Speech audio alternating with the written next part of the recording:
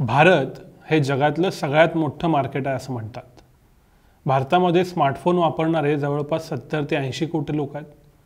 जवळपास 100 कोटी लोक असे आहेत की ज्यांचं वय 18 वर्षाच्या वरती आहे, ज्यांच्याकडं काही ना काही कमी अधिक प्रमाणात क्रयशक्ती आहे. त्यामुळं भारताचं मार्केट हीच भारताची ताकद आहे अशी चर्चा गेली काही वर्ष सुरू आहे. आता मात्र असे प्रश्न पडायला लागलेत की भारताचं खरं मार्केट इतकं मोठं आहे का? झेरोदाचे नितीन कामत असतील किंवा केनसारख्या पोर्टलनं केलेल्या काही स्टोरीज असतील, यातनं अशी चर्चा केली जाते की या सगळ्या इंटरनेट प्रॉडक्टसाठी, नव्या जगाच्या उत्पादनांसाठी भारताचं उपलब्ध मार्केट हे फक्त 7 ते 10 कोटी लोकांचं. या पाठीमागच्या थेरीज वेगवेगळ्या आहेत. 2021 साली ज्यावेळी अख्खी स्टार्टअप इकोसिस्टीम ग्रोथ फेजला होती, त्यावेळी ह्याच मार्केटच्या भरोशावर वेगवेगळ्या इन्व्हेस्टमेंट भारतात आल्या. आज 2022 मध्ये ज्यावेळी भारतातल्या परदेशी गुंतवणूकदारांचा ओघ कमी होतोय, त्यावेळी आता हे सगळे प्रश्न निर्माण होत आहेत की भारताचं मार्केट नक्की काय आहे, नक्की किती आहे. खरं तर भारताचं मार्केट नक्की किती याच्यावर वेगळी चर्चा करता येईल, पण त्याच्याहून दुसरी एक महत्त्वाची गोष्ट अशी आहे, ते म्हणजे भारताचं मार्केट नक्की कसं आहे. आज आपण वेगवेगळ्या कंपन्यांची नावं घेतो, वेगवेगळ्या पद्धतीच्या यशस्वी युनिकॉर्न्सची नावं घेतो. या सगळ्यांमध्ये आपण एक समान गोष्ट पाहिली तर ती अशी आहे की यातल्या कित्येकांनी कदाचित परदेशातल्याच संकल्पना इथं भारतात राबवल्या, पण त्याला भारतीयीकरणाची जोड दिली. भारतातल्या लोकांच्या मेंटॅलिटीला, भारतातल्या लोकांच्या एकूणातल्या बिहेवियरला समजून घेऊन त्यानुसार त्यांनी प्रॉडक्ट बदललं आणि म्हणून ते यशस्वी झाले. त्यामुळं भारताचं मार्केट किती आहे याच्यापेक्षा भारताचं मार्केट कसं आहे हे समजून घेणं आत्ता भारतातल्या सगळ्या टेक कंपन्यांची गरज बनलेली आहे. खरं तर प्रॉडक्ट लोकलायझेशन ही काही नवी गोष्ट नाही. तुम्हाला माहिती आहे की मॅकडॉनल्ड्स ही जगभरातल्या असंख्य देशात असणारी एक खाद्यपदार्थांची चेन आहे. भारतातल्या मॅकडॉनल्ड्समध्ये मात्र आपल्या वडापावसारखी मॅक आलू टिक्की मिळती की ज्याच्यामध्ये बटाट्याचं सारण असतं. हे एक प्रकारचं लोकलायझेशनच आहे. केलॉग्सबद्दल कायम अशी चर्चा केली जाते की केलॉग्स येताना असं म्हणत आलं की आम्ही भारतीयांच्या ब्रेकफास्ट हॅबिट बदलणार आणि आता 15 वर्षानं केलॉग्सचा उपमा मिक्स आपल्यातले काही जण खातात. सो त्या ठिकाणच्या सामाजिक रचनेनुसार, वातावरणानुसार आपापली प्रॉडक्ट लोकलाइज करणं ही वेगवेगळ्या मल्टीनॅशनल्सनी राबवलेली भूमिका आहे. हे वेगवेगळ्या मल्टीनॅशनल्सनी राबवलेलं धोरण आहे. हे धोरण ज्या कंपन्या राबवतात त्या यशस्वी होतात आणि ज्या कंपन्या राबवत नाहीत त्या अयशस्वी होतात, असं आत्ताच्या टेक जगतातही दिसतं. यासाठीचं सगळ्यात चांगलं उदाहरण म्हणजे फ्लिपकार्ट. फ्लिपकार्ट हे खरं तर ॲमेझॉनचं क्लोनच म्हणायला हवं. फ्लिपकार्टचे बन्सल बंधू हे तर थेट ॲमेझॉनमध्येच काम करायचे. ते ॲमेझॉनमधून बाहेर पडले आणि त्यांनी स्वतःची फ्लिपकार्ट नावाची वेबसाईट चालू केली. आता खरं तर अमेरिकेतलं ॲमेझॉन आणि भारतातलं फ्लिपकार्ट यात फरक काय होता? दोघंही ई कॉमर्स कंपन्या होते. दोघंही आपापल्या वेबसाईटवरून प्रॉडक्ट्स विकायचे, ते लोकांना घरपोच द्यायचे. पण मग या दोघांच्यातला डिफरन्शिएटर ठरला ती म्हणजे फ्लिपकार्टची कॅश ऑन डिलिव्हरी ही सर्व्हिस. भारतात इंटरनेट नवं होतं. भारतातल्या लोकांना दुकानात जाऊन वस्तू खरेदी करायची सवय होती. दुकानदार ओळखीचा होता. भारतामध्ये किराणा दुकानदारांचं सुद्धा एवढं मोठं जाळं आहे की आपला ठरलेला दुकानदार आहे, आपल्या सगळ्या गोष्टींसाठी ठरलेला शिंपी आहे, ठरलेला इस्त्री करणारा आहे. प्रत्येक गोष्टीमध्ये ट्रस्ट फॅक्टर महत्त्वाचा आहे. अशावेळी कोणती तरी एक वेबसाईट येते, ती म्हणते की आम्ही आमच्या वेबसाईटवरून खरेदी करा. ते प्रॉडक्ट जर का घरी आलंच नाही तर, ते प्रॉडक्ट जर का खोटंच निघालं तर, ह्या वेबसाईटवरती भारतीयांचा विश्वासच बसायला पहिल्यांदा तयार नव्हता. मग मात्र या फ्लिपकार्टच्या जोडगोळीनं कॅश ऑन डिलिव्हरीची कन्सेप्ट आणली की तुम्ही फक्त मागवा, आम्ही ते वस्तू घेऊन घरी येतो, ती वस्तू फोडा, बघा आणि मग कॅशमध्ये पैसे द्या. या एका गोष्टीमुळं फ्लिपकार्टवरती लोकांचा विश्वास बसला आणि जिथं लोक 100-200 रुपयाचं पुस्तक ऑनलाईन विकत घ्यायला सुद्धा घाबरायचे, तिथं लोक लाख रुपयाच्या मोबाईलची खरेदी ऑनलाईन करू लागले. नुकत्याच आलेल्या एका लेखात असं सांगितलं आहे की ॲमेझॉन आणि फ्लिपकार्टवरती जे साधारणतः 7 कोटी युजर्स आहेत, त्यातले बहुतांश युजर हे 2-3 वर्षातनं एकदाच या वेबसाईटवर येतात, मोबाईल खरेदी करतात आणि परत जातात. 100 रुपयाचं पुस्तक घेण्याचा विश्वास न बसणं ते लाख रुपयाचा मोबाईल घेणं ही एक स्टोरी, ही युजर एक्सपिरियन्सची आणि भारतीयकरण एखाद्या गोष्टीचं कसं करावं याची आयडियल केस स्टडी. मग अर्थातच ॲमेझॉननं सुद्धा स्वतःला बदललं.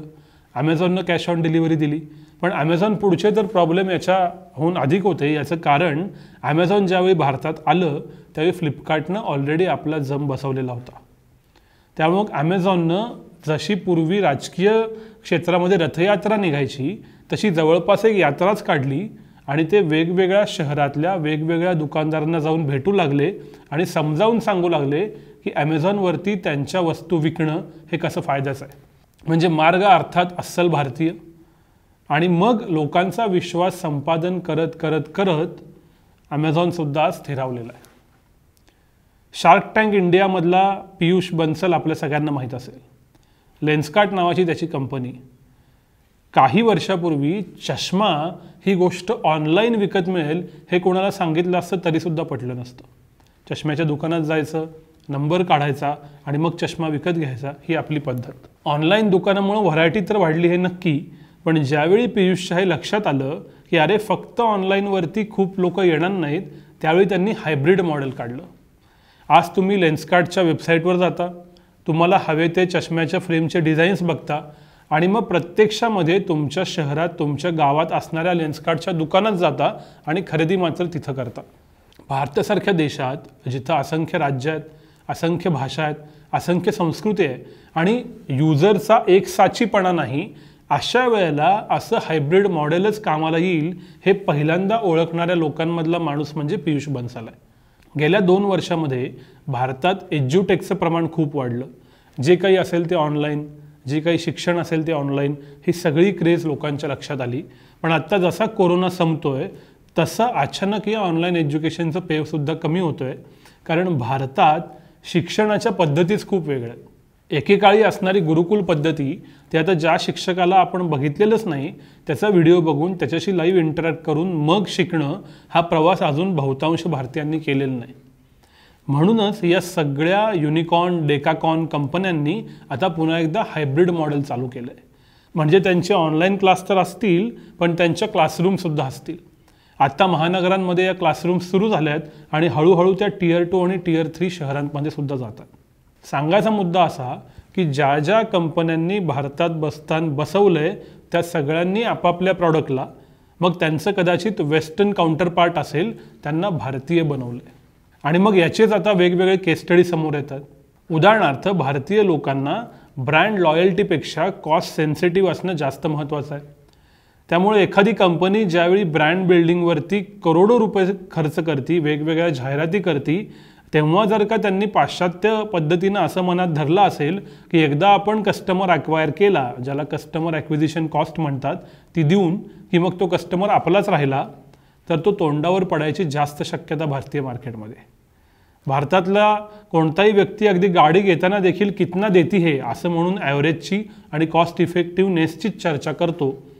त्यामुळं कोणत्याही परदेशी कंपन्यांना भारतात येताना खूप जास्त कस्टमर ॲक्विजिशनवर खर्च केले आणि इतके कस्टमर आमच्याकडे आहेत म्हणून ते इतका व्यवसाय करतीलच असं आता म्हणता येईन असं झालं आहे. टिपिकल भारतीय असण्याचं हे एक उत्तम लक्षण आहे. त्यामुळे ज्या ग्रोथच्या प्रेडिक्शन्स, ज्या वाढीच्या आशा गेल्या काही वर्षात स्टार्टअप्सनी बघितलेल्या होत्या, त्यांच्या इन्व्हेस्टरना दाखवलेल्या होत्या, त्यांच्यावर पुनर्विचार करायची वेळ आली. भारतीय संस्कृतीतला अजून एक महत्त्वाचा मुद्दा असा आहे की भारतीय कुटुंब पद्धतीतल्या खऱ्याखुऱ्या डिसिजन मेकर ही त्या घरातली गृहिणी आहे. त्यामुळे त्या गृहिणीला जर का इन्फ्लुएन्स केलं तर अख्ख्या घराचा परचेस डिसिजन ती ठरवू शकते. परदेशात मात्र इंडिव्हिज्युअलिस्टिक नेचर आहे. म्हणजे पुरुष वेगळा निर्णय घेतो, स्त्री वेगळी निर्णय घेते, घरातला मुलगा वेगळा निर्णय घेतो. भारतात मात्र एक घरातली गृहिणी जर का कन्व्हिन्स झाली तर अख्खं घर त्यानुसार निर्णय घेतं. मिशोसारख्या नव्या जगाच्या स्टार्टअप्सने समजून घेतलं आहे. आज वेगवेगळ्या महिला व्हॉट्सॲपसारख्या मेसेजिंग सिस्टीमचा वापर करून स्वतःचा व्यवसाय करत आहेत, लघु उद्योग करत आहेत आणि महिला सेंट्रिक डिसिजन मेकिंगची, महिला सेंट्रिक अल्गोरिदमची सवय आता लोकांना लागू लागली. हा एक मोठा बदल आहे की जो 10 वर्षापूर्वी कोणी विचार केला नसता.